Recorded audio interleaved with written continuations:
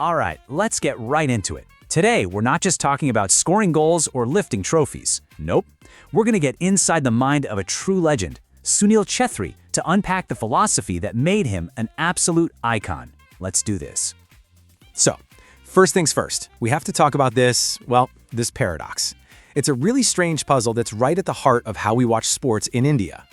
And it's a question you've probably asked yourself, right?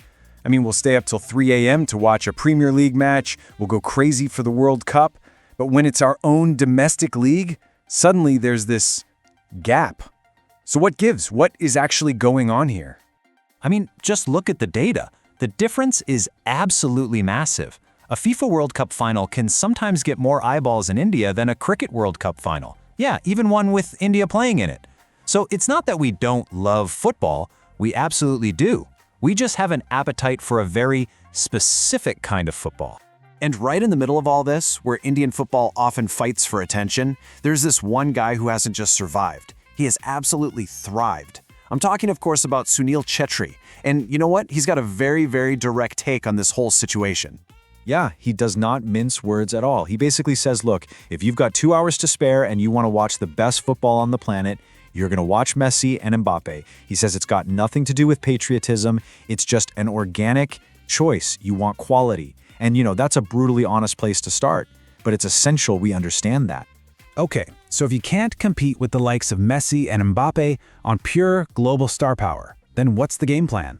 Well, Chhetri thinks the real secret sauce, the thing that separates the great from the good, it all boils down to one simple, powerful word.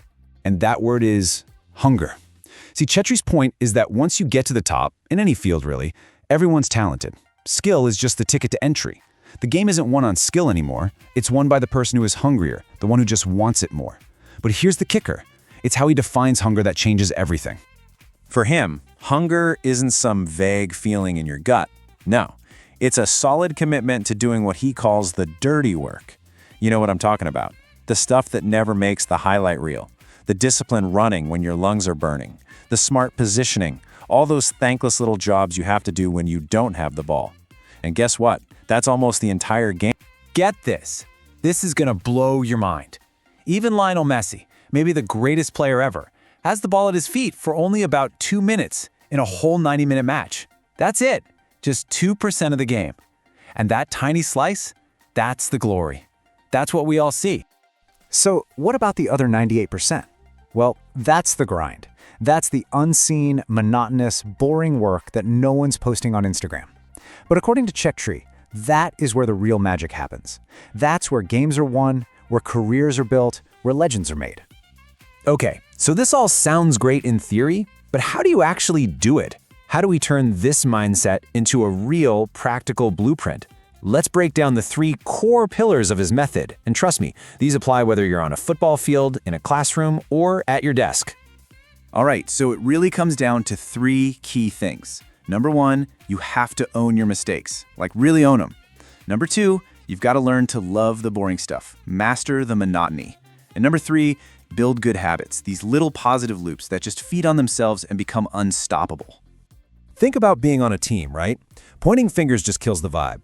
But Chhetri says the instant somebody just raises their hand and says, you know what, that was my bad, my mistake, poof, all the tension in the room just vanishes. It creates trust, and suddenly everyone's focused on fixing the problem, not fighting about who caused it. And you see how this connects to the other stuff, right? It's about keeping promises to yourself. When you say you're going to do that boring thing, maybe it's waking up early, maybe it's skipping that dessert, and then you actually do it, man, that feeling is, in his words, bloody powerful. It's addictive. And that's how you build those positive loops. One small win makes the next one easier. So you gotta wonder, where does this kind of insane drive even come from? Well, to really get it, we need to go back, way back, to his very first rival. So who was it? Some kid from the neighborhood? Nope, it was his mom. Seriously. He says she was his first and his greatest competitor. Growing up, she would beat him at literally everything. Chess, carom, even arm wrestling. He spent years just trying to get one win. He says the day he finally beat her, when he was around 13, was one of the best days of his life. His whole point is that kids need that competition. And he was lucky, right? He didn't even have to leave his house to find it. That constant battle, day in and day out, is what forged that relentless spirit he's so famous for. Okay, so we get the man, We get his mindset. But what about the captain, the leader? How does all this translate when you're trying to build a winning team? Well, this leads to a classic dilemma. Imagine this. You're the coach. You have to make a choice. Player A is a genius, pure magic on the ball, but they're lazy. They skip training, they cut corners. Then you have player B, not as naturally gifted, but they are a workhorse, totally committed, disciplined, someone you can trust with your life. So, who do you choose?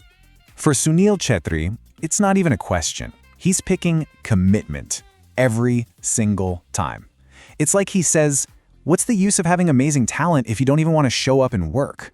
Talent that isn't put to use is completely worthless. And this right here is the absolute core of his leadership style. He's not going to yell at a teammate for making a mistake, like a bad pass or a missed shot. That's the output, and output can change from day to day.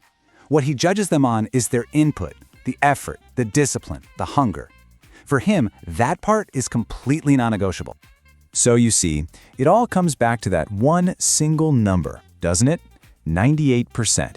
It's all about the unseen work, the relentless grind, learning to master the boring stuff.